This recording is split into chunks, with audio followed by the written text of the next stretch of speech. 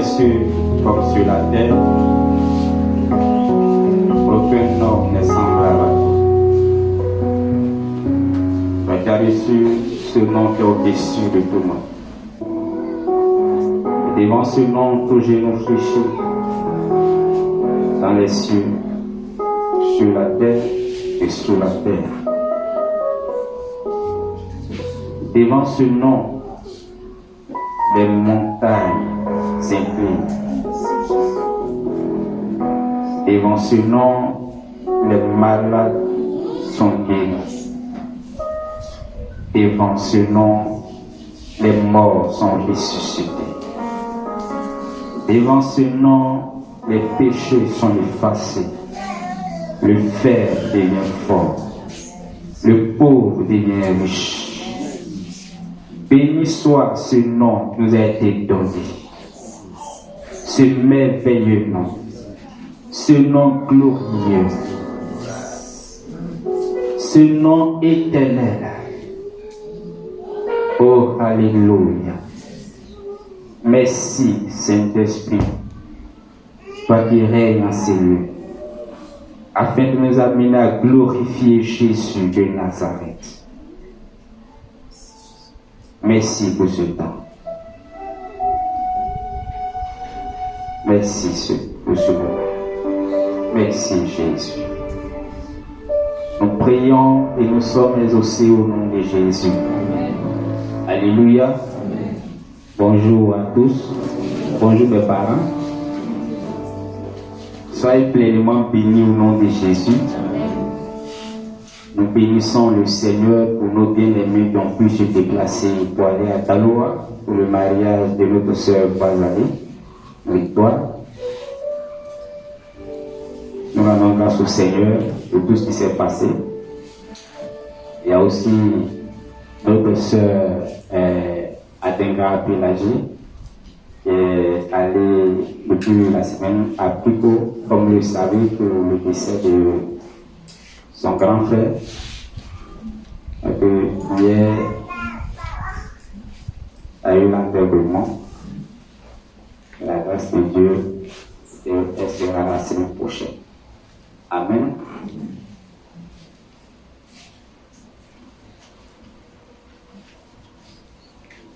Que le Seigneur nous bénisse. Il faut regarder ton frère, il faut regarder ta soeur, partage un sourire avec ton frère, avec ta soeur. Dis à ton frère que tu l'aimes, c'est un amour sincère. Si ce que tu as pu me dire est vrai, ton frère va répondre.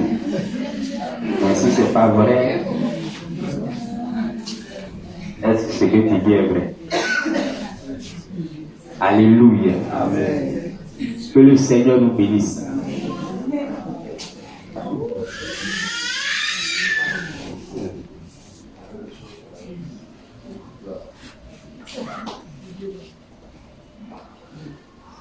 Nous sommes heureux d'entrer dans ce mois de septembre. Ce mois pour nous qui est baptisé mois de guérison. Et ce matin, nous allons introduire ce mois. Là, je vais commencer vendredi avec le pasteur Aimé. Ce matin, je vais continuer l'introduction et puis les autres dimanches, le Seigneur dans sa grâce va développer les choses. Une chose est sûre, c'est que Christ, notre Seigneur, guérit encore aujourd'hui. Alléluia.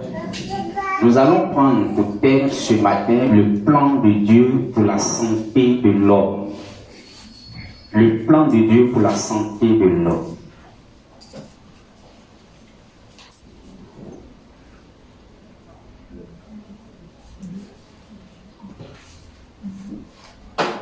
Vous savez, l'homme n'est pas le fruit du hasard. Il n'y a pas eu un mécanisme scientifique qui a été mis sur pied ou bien l'évolution d'une espèce quelconque qui, à la fin de cette évolution, de tous ces mécanismes, le résultat qui est venu, le produit fini qui est venu être appelé l'homme. Alléluia. L'homme n'est pas le fruit du hasard. L'homme n'est pas le fruit d'une évolution quelconque. Ouais, tout ce qui a été créé pour un but. Et Dieu, dans sa souveraineté, a créé l'homme et a mis l'homme sur la terre pour que l'homme règne, pour que l'homme dirige, pour que l'homme domine la terre. Donc, dans la pensée de Dieu, quand il créait l'homme, la Bible dit dans Genèse, le chapitre 1, le verset 26, que Dieu a dit à lui-même et à son conseil qu'il va créer l'homme à son image. Il va créer l'homme à son image, à sa ressemblance.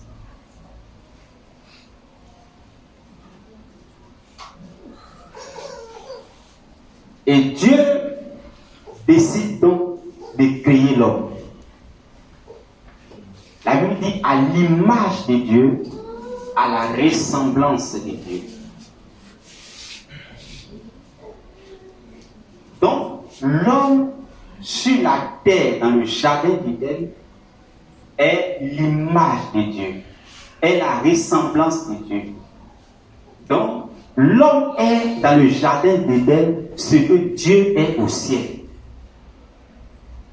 L'homme est dans le jardin d'Éden ce que Dieu est au ciel. Dieu règne au ciel, Dieu domine le ciel, Dieu conduit le ciel, Dieu donne donc le jardin d'Éden et la paix à l'homme et dit à l'homme de conduire les choses ici-bas, de diriger les choses, de gouverner les choses. Et Dieu va plus loin en donnant le pouvoir à l'homme de nommer tous les animaux de la terre. Donc Dieu s'est fait représenter sur la terre par l'homme. Alors quand Dieu dit, créons l'homme à notre image, à notre ressemblance, dans la pensée de Dieu, c'est que l'homme soit comme Dieu est. Dieu étant saint, il crée l'homme pour que l'homme soit saint. Dieu étant bon, il crée l'homme pour que l'homme soit bon. Dieu étant paix, il crée l'homme pour que l'homme soit paix. Dieu étant la santé, il crée l'homme pour que l'homme soit en bonne santé. Il dit créons l'homme à notre image. Dieu n'a jamais été malade. La maladie ne se nomme pas dans le règne de Dieu. La maladie ne se nomme pas dans le plan de Dieu. La maladie ne se nomme pas dans la pensée de Dieu. Et donc, dans la création de l'homme, Dieu crée l'homme pour qu'il soit à l'image, à la pensée de Dieu.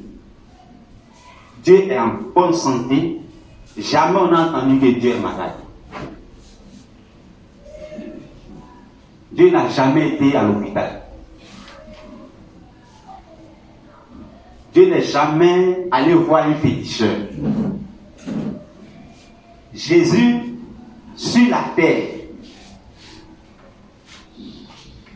pour l'histoire que la Bible nous donne, il ne nous a jamais été dit que Jésus avait mal à la tête, il avait mal aux pieds, il avait mal au ventre, et s'est retrouvé chez un médecin, chez le médecin, le docteur Luc, pour aller être guéri. Donc, dans la création, dans la pensée de Dieu, ce qui est vrai, ce qui est juste, c'est que l'homme a été créé pour être en bonne santé.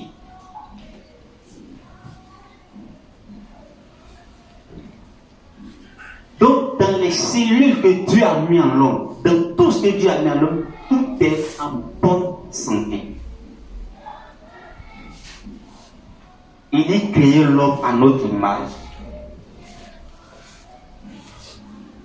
selon notre descendance. Et c'est ce que Dieu a fait. Donc en réalité, en principe, sur la terre, il ne devait pas avoir des hôpitaux. il ne devait pas avoir des pharmacies. C'est ce qui était normal dans le plan de Dieu. Regardez un peu la création. Avant que Dieu ne crée l'homme, la Bible dit que Dieu a créé d'abord toutes choses. Il a préparé même le jardin d'Éden. Donc ce que l'homme avait besoin pour manger était dans le jardin d'Éden. Ce que l'homme avait besoin pour vivre se trouvait dans le jardin d'Éden. Dans le jardin d'Éden, il n'y avait pas de pharmacie. Dans le jardin d'Éden, il n'y avait pas de clinique.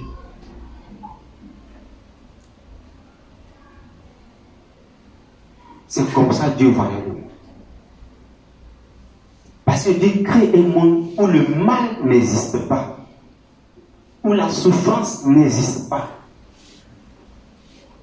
où la douleur n'existe pas. Et donc, dans le cœur de Dieu, c'est que toi et moi, nous sommes toujours en bonne santé. Dans 3 Jean, il dit quoi? Il dit, je souhaite que tu sois en bonne santé, que tu prospères dans tous les domaines, surtout dans ta santé, comme prospère l'état de ton âme. Pour dire que quand Dieu nous a créés, il n'avait pas deux plans. Son plan, c'est que nous soyons comme lui, il est. C'est pas David a dit, tu m'as créé de peu inférieur à toi.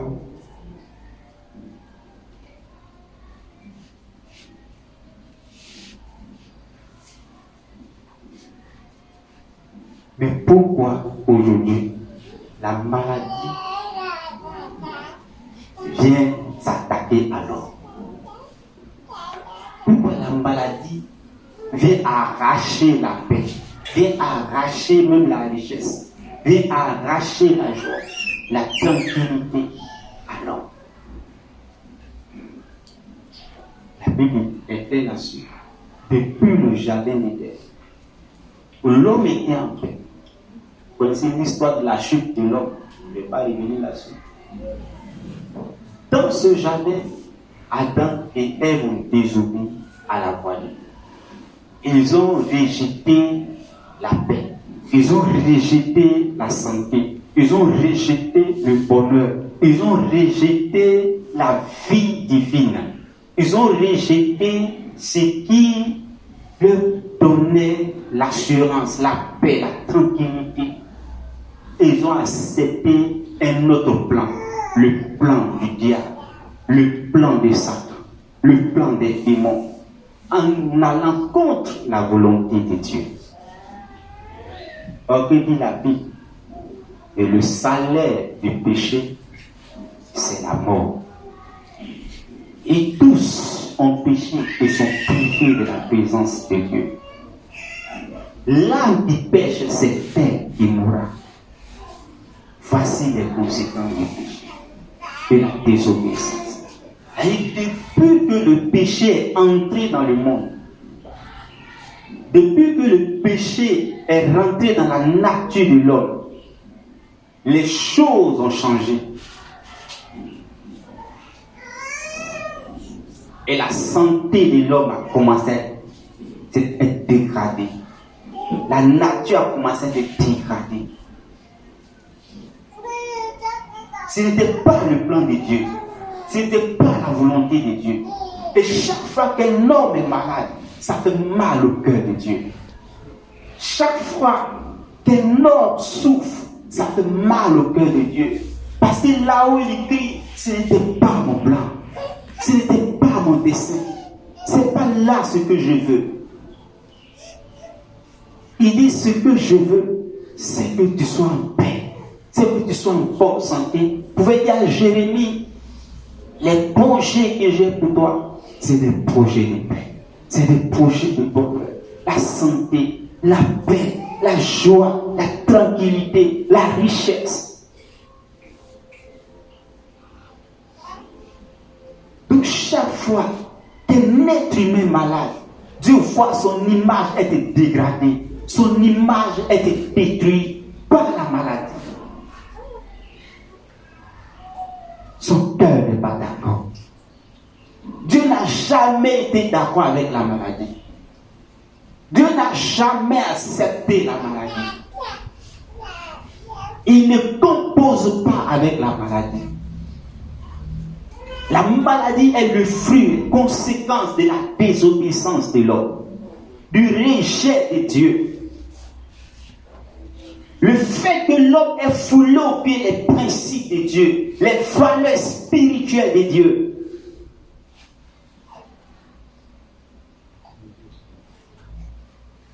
La maladie, sa source, ses racines viennent du diable.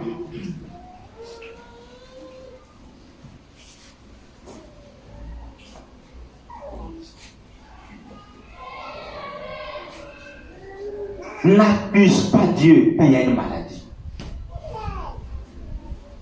Certaines personnes avaient dit, si Dieu existait, pourquoi je souffre tant? Si Dieu est bon, pourquoi je suis malade? Si Dieu est bon, pourquoi mon parent est malade? Ce n'est pas Dieu qui rend l'homme malade. Dieu n'est pas l'auteur de la maladie. La maladie est la conséquence du rejet de Dieu. La conséquence de la désobéissance.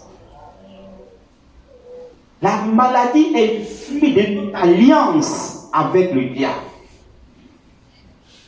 De notre relation avec les démons.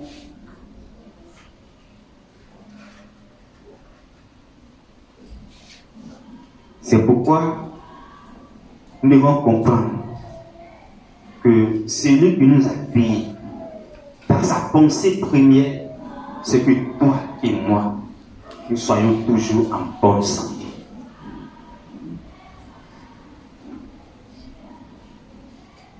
Personne n'est content quand il se lève et il se rend à l'hôpital. Parce qu'il sait que là-bas, ce qu'il devait prendre peut-être pour payer peut-être son loyer, payer sa nourriture, payer sa chemise, il prend pour aller payer une consultation, payer les médicaments.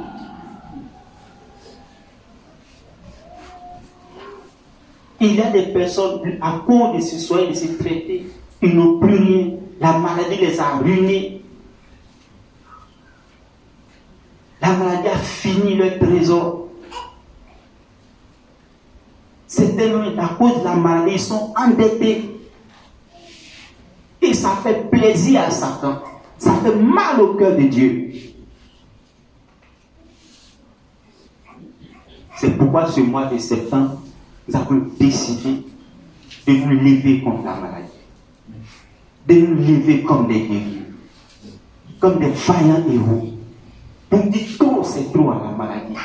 Quel que soit son nom, quelle que soit sa nature, quelle que soit sa source, trop, c'est trop. La maladie doit s'arrêter. Les maux doivent s'arrêter. L'hémorragie doit s'arrêter. Ce qui détruit ton sang doit s'arrêter. Parce qu'il y a un plan. Dieu a un plan de salut. Dieu a un plan de salut. Dieu a un plan de salut pour toi et pour moi. Et pour tous ceux qui entendent l'évangile.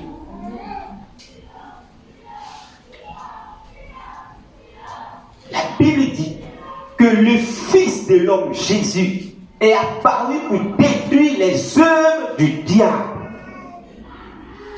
Et la maladie est une œuvre du diable. La maladie est une œuvre de Satan. C'est pourquoi refusons la maladie. N'acceptons pas la maladie.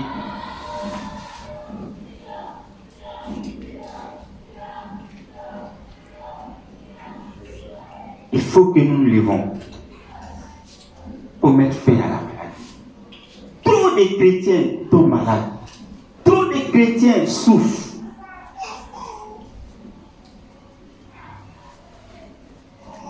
Tant de chrétiens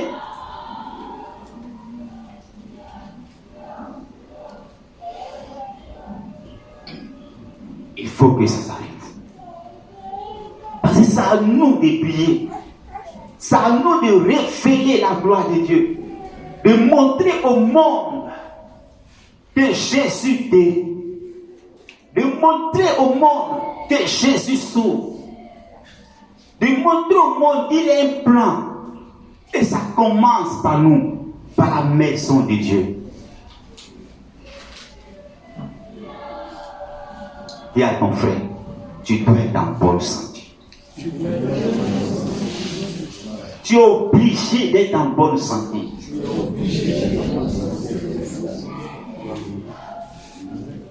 Il faut que nous nous fâchions. Faut pas, on va rire avec la maladie. Ne donnons pas des excuses à la maladie. Dieu n'a pas dit, quand tu es jeune, tu dois tomber malade. Il n'a pas dit, quand tu prends de l'âge, tu dois tomber malade. C'est pourquoi, quand le diable passe par des hommes pour inventer des maladies, passons par Christ Jésus pour détruire ses inventions. Amen.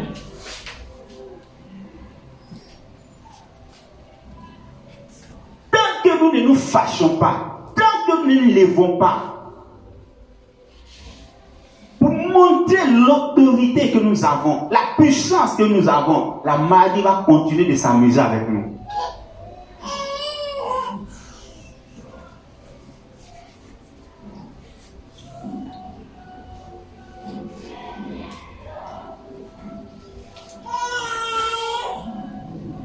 Il faut que nous nous lèvons. À un moment donné, il faut te fâcher. Il faut t'animer d'une sainte colère. Chaque mois, tu dois te retrouver à l'hôpital. À une période bien déterminée de chaque année, tu dois te retrouver à l'hôpital.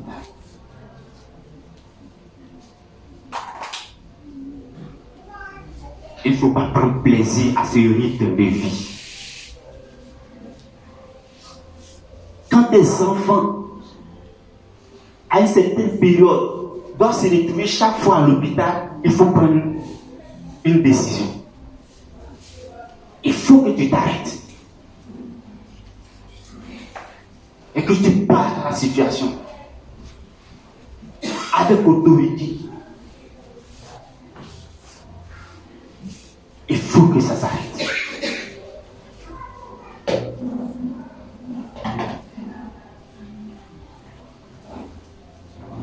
Alléluia.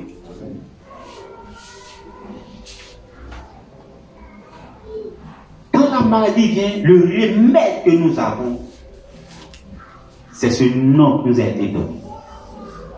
Jésus-Christ de Nazareth. C'est pourquoi, frère, ne plaisantons pas avec ce nom. N'employons pas ce nom n'importe comment. Il faut sanctifier ce nom. Il faut honorer ce nom. Il faut respecter ce nom.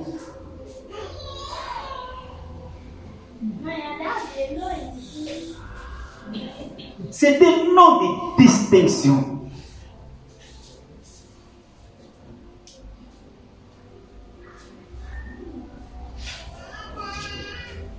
Il ne faut pas l'employer n'importe comment.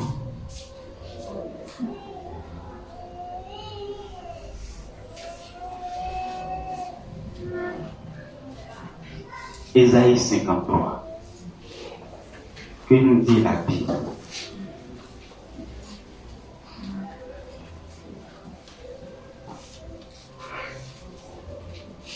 Ésaïe 53.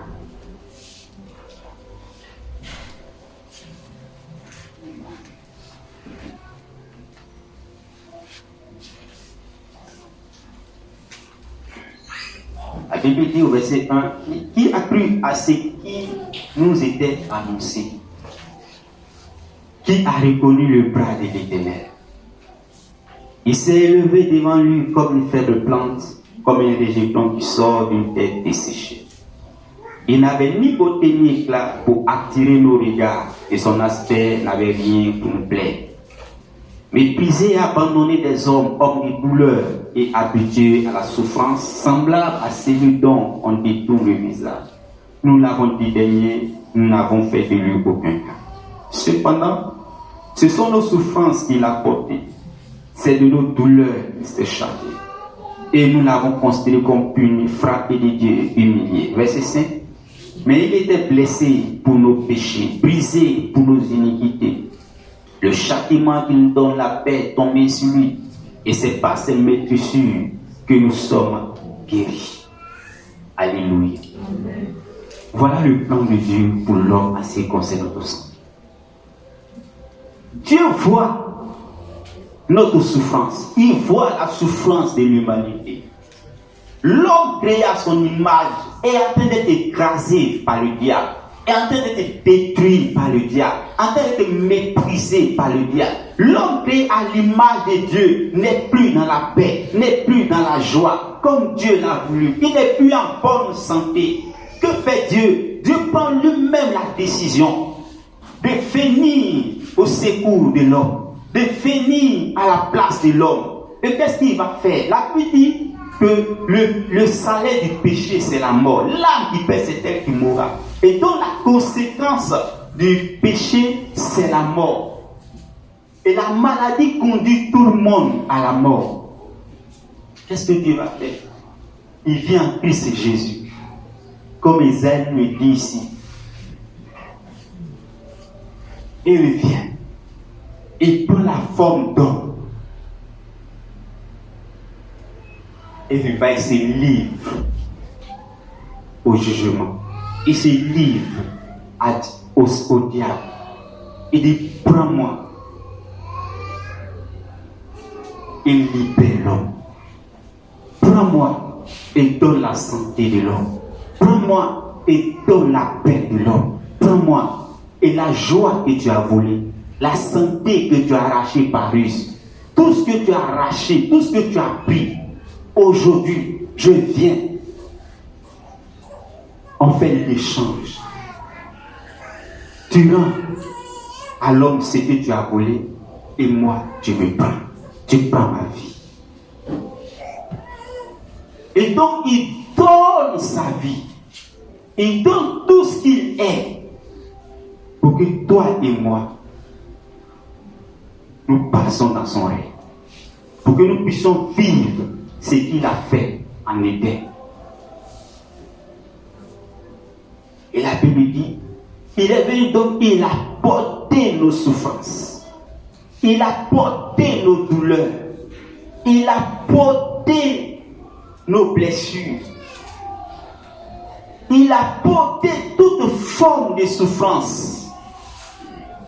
Et il dit que désormais, j'ai payé. C'est quoi la Bible appelle le Rédempteur. J'ai payé pour la liberté de l'homme. J'ai donné ma vie. Désormais, l'homme doit être libre. Il dit, le châtiment qui nous donne la paix est tombé sur lui. Et désormais, par ses meurtrissures, nous sommes guéris. Il a été battu. Il a été frappé. Et il a été livré à la croix. Et il est descendu dans le séjour des morts. Il a accompli l'œuvre de la rédemption. Et il est sorti du tombeau. Et la Bible dit désormais, il a les clés de la vie. Ces clés que le diable avait arrachées. Il est parti. Il a donné de sa vie pour reprendre les clés de la vie. Et les clés de la vie, c'est notre santé.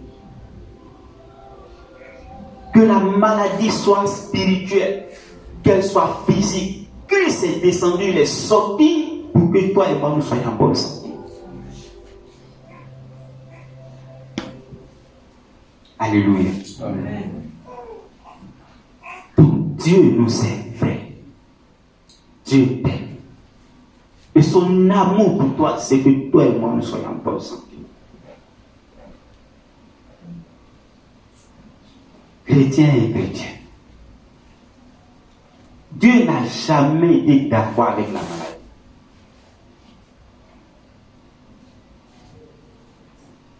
C'est pourquoi Jésus est venu pour que toi et moi nous soyons guéris. Et que les hommes, les femmes qui entendent ce nom aussi éprouvent la guérison.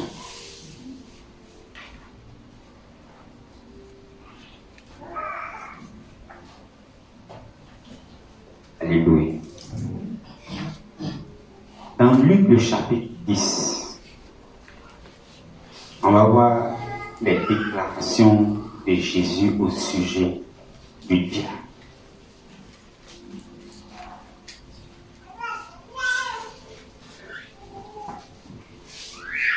Qu'est-ce qu'il dit dans Luc le chapitre 10, le verset 19, que en principe les démonologues connaissent bien. Amen. Amen. Il dit ceci.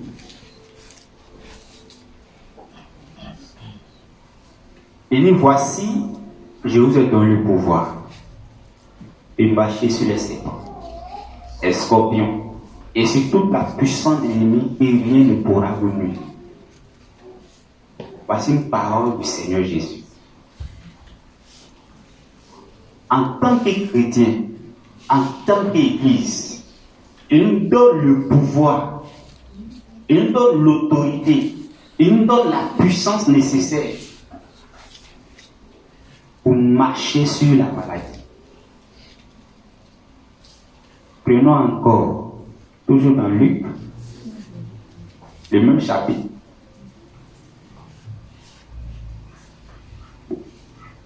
Le chapitre 10, quand nous regardons le verset 9, qu'est-ce qu'il dit?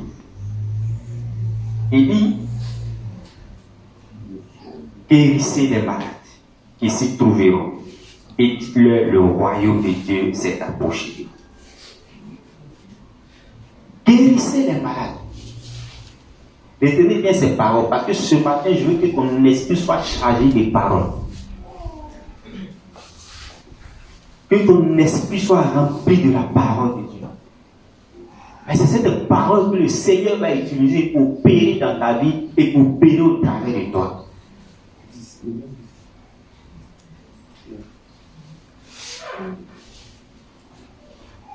Donc, Luc 10, verset 9, pour ceux qui n'ont pas compris, dit, guérissez les malades et s'y trouveront.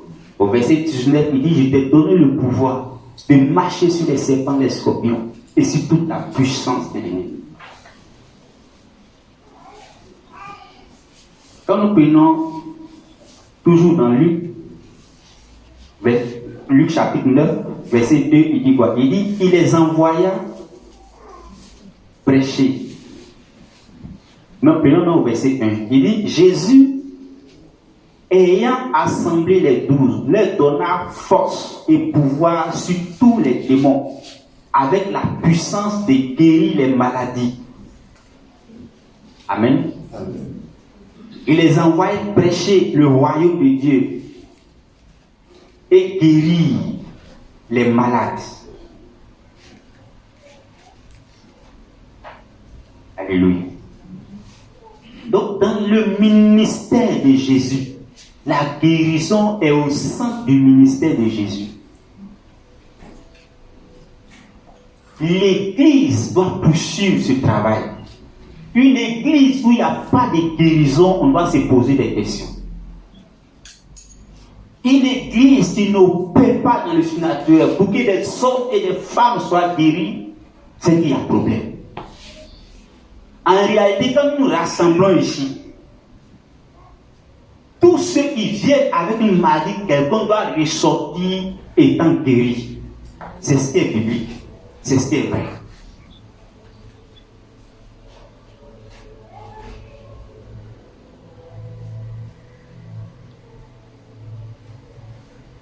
Il dit, Jésus, ayant assemblé les 12, leur donna force et pouvoir sur tous les démons avec la puissance de guérir les malades.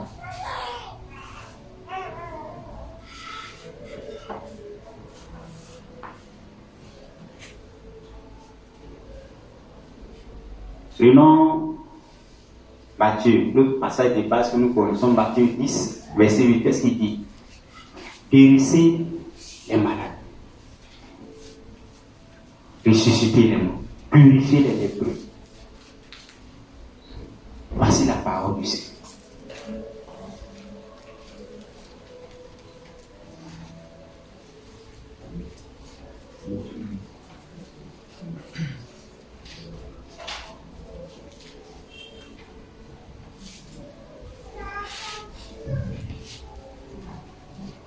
Dans toujours Matthieu 10, verset 1, qu'est-ce qu'il dit?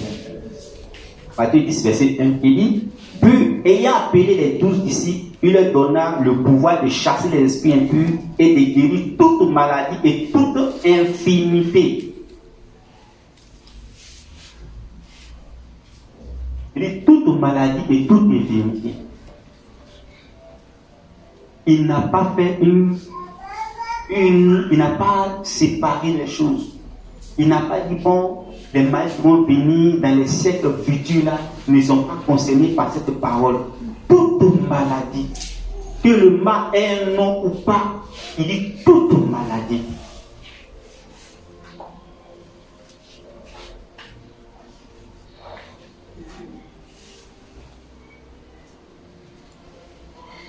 Et remplis ton esprit de ces paroles ce matin. Que ces paroles envahissent ton esprit. Parce que tu n'es pas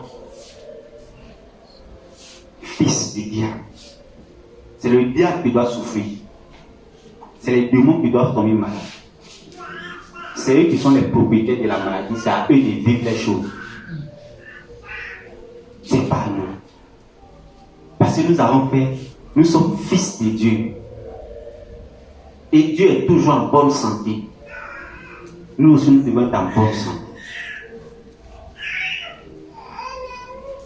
Regardez, si tu te retrouves dans une clinique, tu vas pour te traiter, et puis tu trouves un médecin qui lui-même, il est souffrant. Quand tu le regardes, tu sais qu'il est en train de mourir, puis c'est qu'il va te consulter.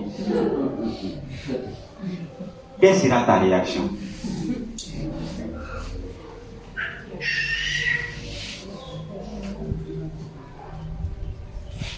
Alléluia. Allons dans Actes.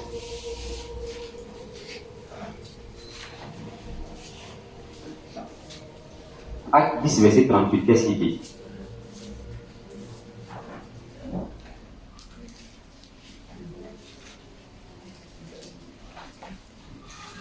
Actes chapitre 10, le verset 38.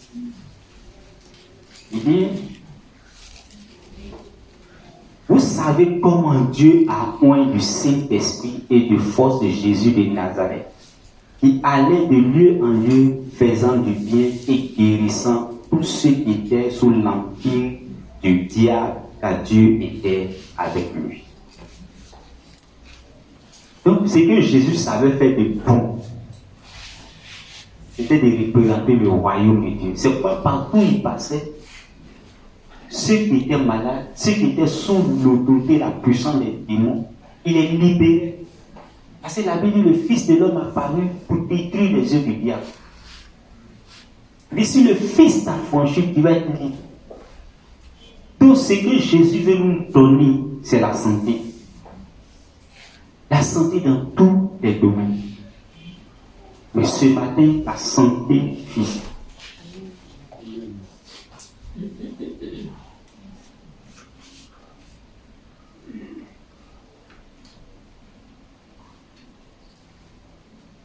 À Matthieu 4. Je vais lire ce passage et puis on va prier. Matthieu 4, verset 23, la Bible dit quoi? Jésus parcourait toute la Galilée, enseignant dans les synagogues, prêchant la bonne nouvelle du royaume et guérissant toute maladie et toute infirmité parmi le peuple.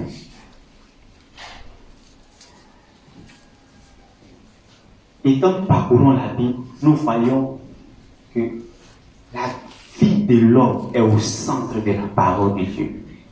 Le bonheur de l'homme, le bien-être de l'homme est au centre de la parole de Dieu.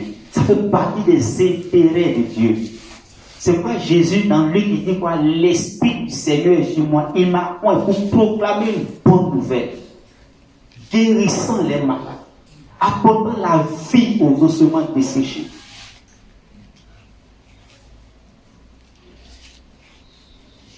Et cette parole est d'actualité. Elle est réelle encore aujourd'hui.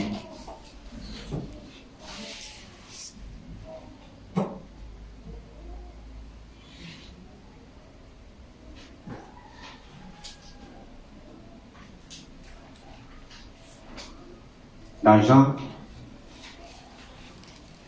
3 Jean 1, que j'ai cité au début, il dit, verset 2, il dit, bien-aimé, je souhaite que tu prospères à tous égards et sois en bonne santé, comme prospère l'état de ton âme. Bien-aimé, Dieu désire que les croyants soient en bonne santé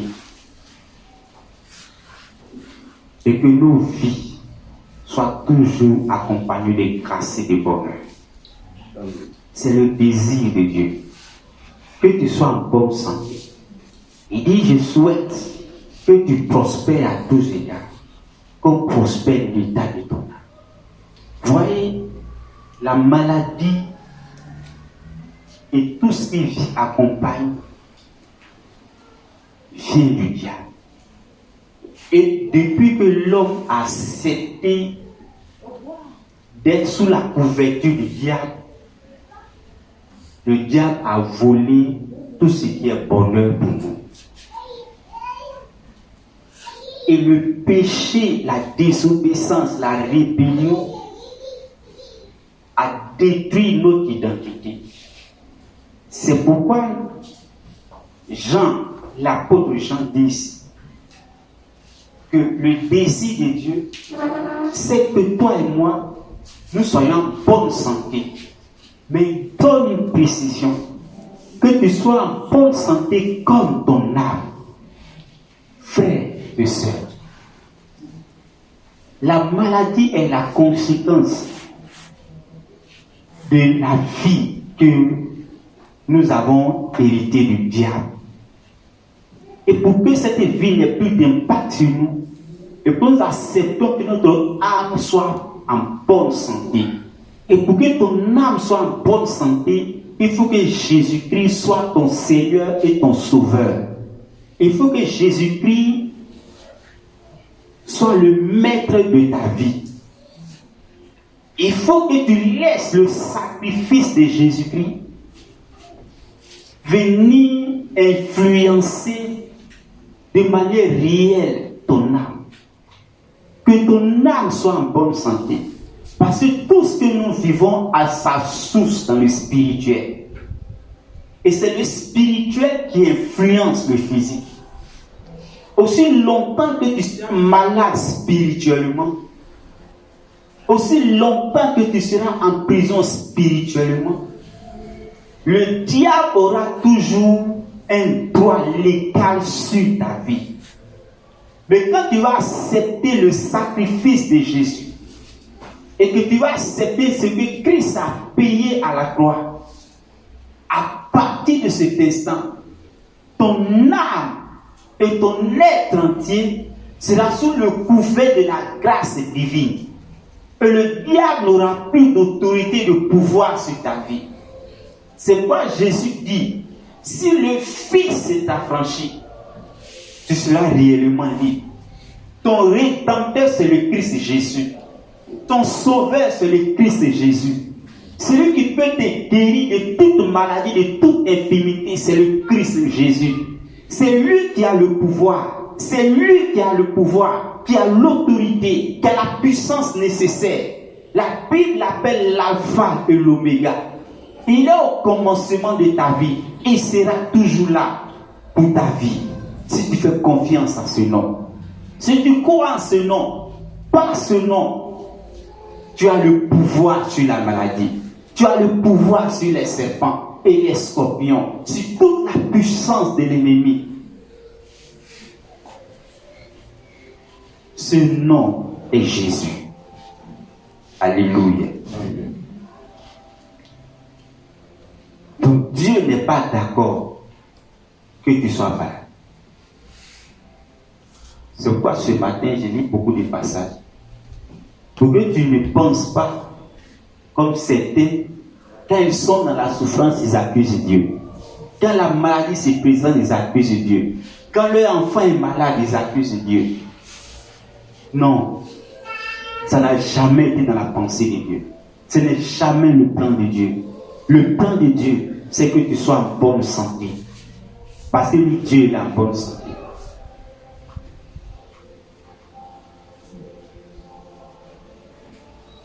Alléluia. Alléluia. Amen. Ce matin, pour ce mois de septembre,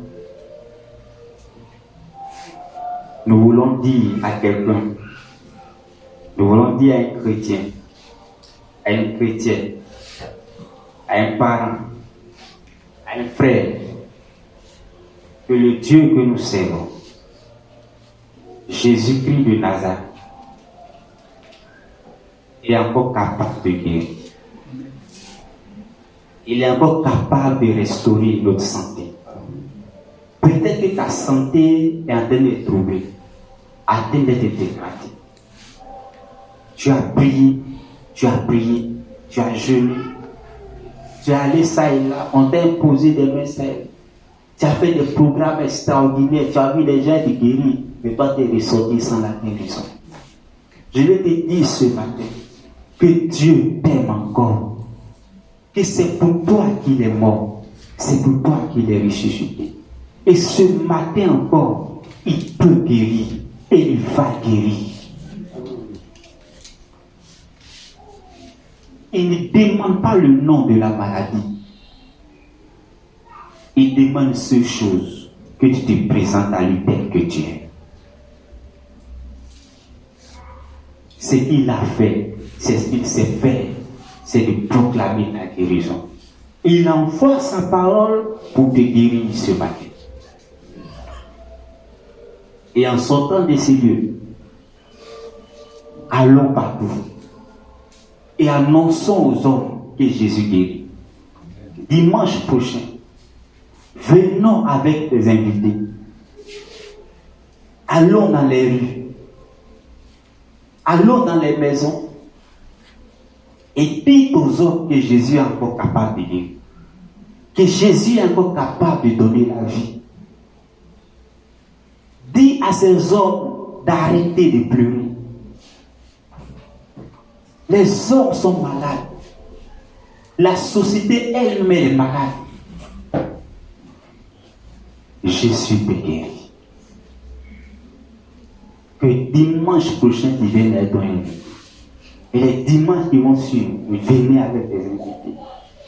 Parce que la parole de Dieu est relâchée pour ce mois.